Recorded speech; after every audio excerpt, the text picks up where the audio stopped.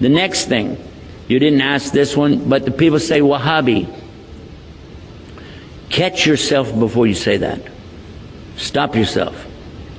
The other word I told you is the Arabic word, so is this. It means to bestow, to give.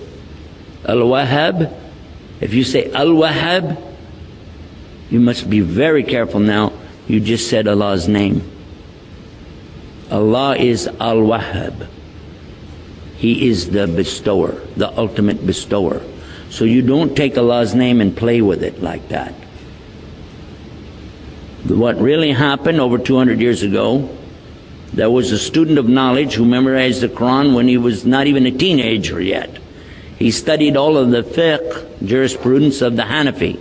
Then he began to study others. And his father, who was a scholar, told him to stop. Just stay with what we have. He said, I want to learn the others. His father almost disowned him because of it. It was very upsetting. You know, don't do that. But he wanted to learn all of it so he could understand. And he began to learn quite a bit. He became convinced that he needed to learn more. And he discovered through this learning that the people of his time were making a grave mistake. I used the right word too, because they were worshiping at graves. They were literally going to graves and calling upon dead people to help them. Righteous people, good people, but they're dead.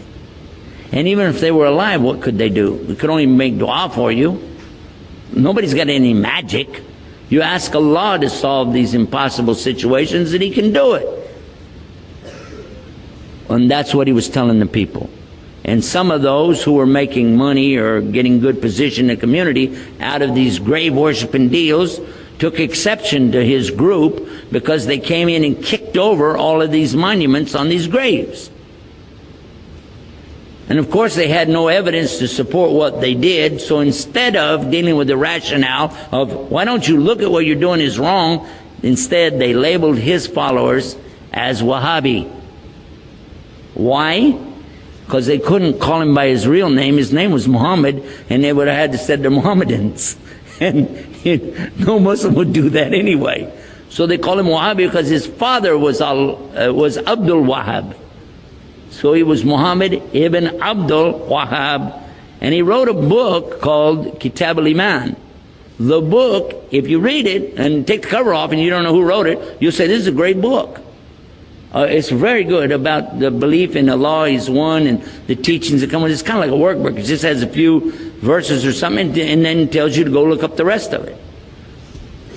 And it was given to some scholars who were attacking and saying, these Wahhabi people, so and so on. So what do you think about Kitab al-Iman? It says, it's a bad book, don't read it. It's okay. So they gave him the book without the cover on it. Didn't tell him. This is a scholar. I'm not going to tell you who. Big scholar. Current. He read it and he loved it. He said, this is the aqidah of a real Muslim, the belief system of a real Muslim. And when they said, well, here's the cover for the book, and he went, huh? And he said, astaghfirullah, I made a mistake. Big mistake. All of us need to understand that whenever somebody doesn't want to admit their mistake, it's a lot easier to point and say, he's a Wahhabi. They're so-and-so.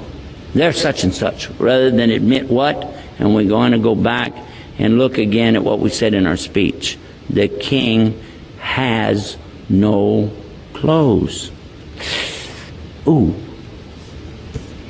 All of us make mistakes. Just admit it. What is the big deal? Only Allah is free of mistakes.